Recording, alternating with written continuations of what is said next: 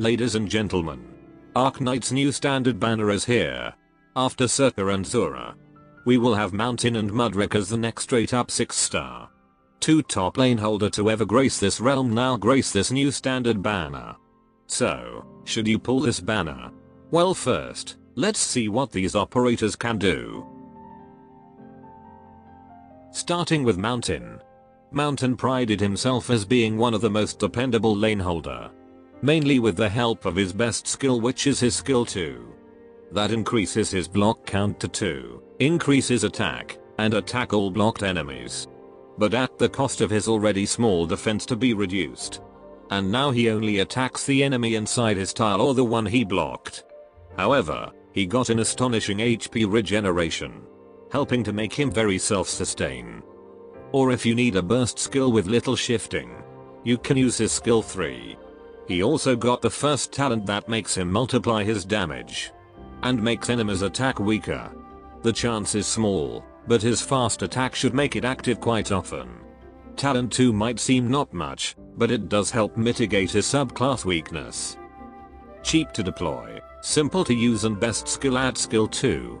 Makes him a very good choice for newbies and veteran alike. He's almost useful in every type of content, and could be useful in the upcoming CC12. Or in the upcoming episode 12 where cheap operators shine. For the shop operator we have Mudrock.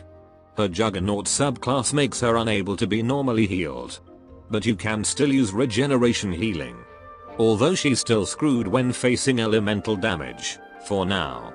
But even if you have ops with regeneration healing capability, she almost doesn't need any other ops help to stay alive.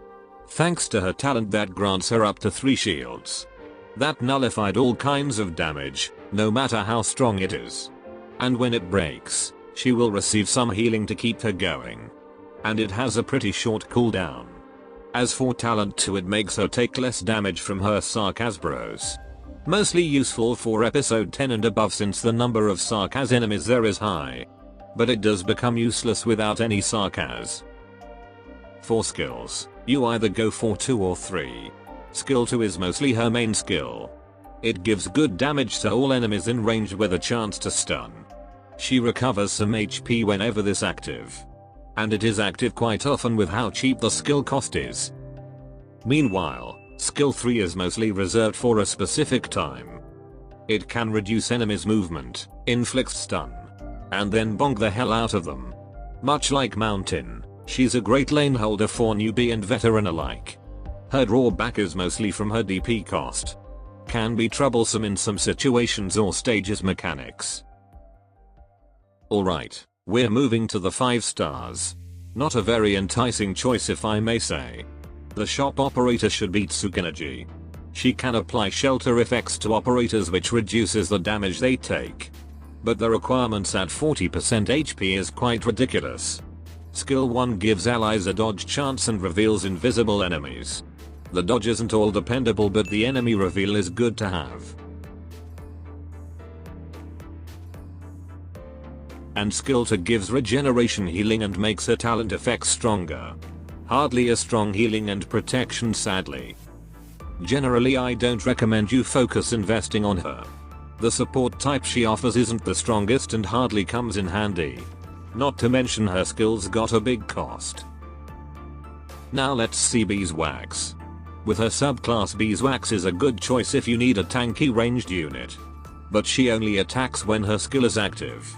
And lose all of her defensive boost when her skill is active. She can hit all enemies in range. Talent gives her natural HP regeneration. And her best skill 2 is a pretty unique skill.